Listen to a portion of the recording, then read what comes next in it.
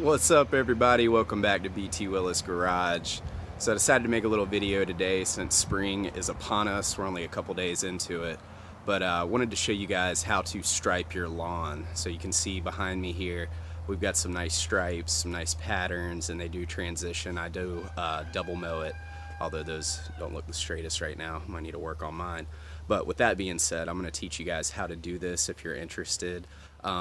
We'll get into some tips and what's required, but just wanted to give you guys an idea real quick of what that looks like. And if you're interested, I'm going to explain how to do it in this video. Thanks for watching.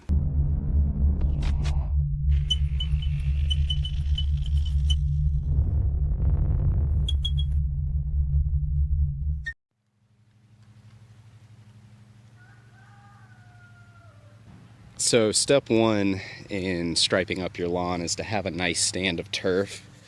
So this is tall fescue. We're in North Carolina. I'm cutting at about 3.5 because it's just the beginning of the season. But in order to stripe your grass, you're gonna want a decent stand of turf. Now it's worth noting that it doesn't have to be perfect, and I don't spray my entire yard with selective herbicides. I let some go, but I just sprayed some 2,4-D here. So as you can see, my yard's not, I have some chickweed here. It's absolutely not perfect, but when you look at it as a whole, even with some of those weeds, it can still shine. So go ahead and put some time, money, energy, or hire somebody to make sure that you have the grass that is required.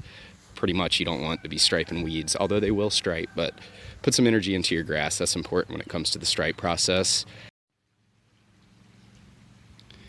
All right, the next important part of striping your lawn is to have the right equipment.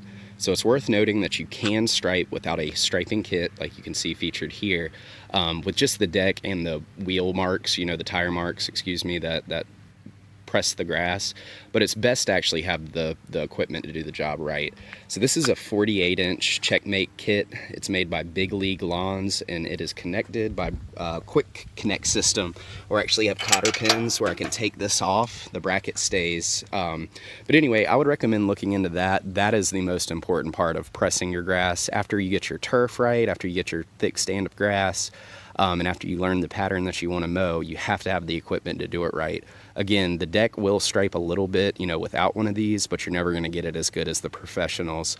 My next tip is to mow high. With tall fescue, you want to be from like 3.5 to really like 4.5, and that's really going to make a big difference when it comes to the stripes and how pronounced they are. So I do recommend to mow high and mow often. Mow 2 times a week if you can. That's going to help your grass to promote growth to be wider instead of taller and more full. It'll really help you out. All right, so you guys can see that we have darker lines here and a lighter line in the middle. Whenever you're trying to set up, if you want to keep the stripe the same direction, whatever you're facing, you want to mow on the lighter line headed that way. And so the darker line, you would just turn around and head that way. I'll show you a clip of that now, but if you're ever curious of which direction to mow to keep the stripe the same, mow the lighter color in the direction of the lighter color.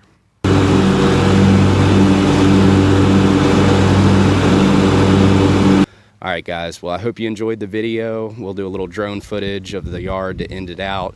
My yard's not perfect. It still has some weeds and things that need addressing, but hope you guys enjoy. Give me a like, give me a comment. If you like this kind of stuff, I'll keep doing more of it. Appreciate you watching. Have a good one.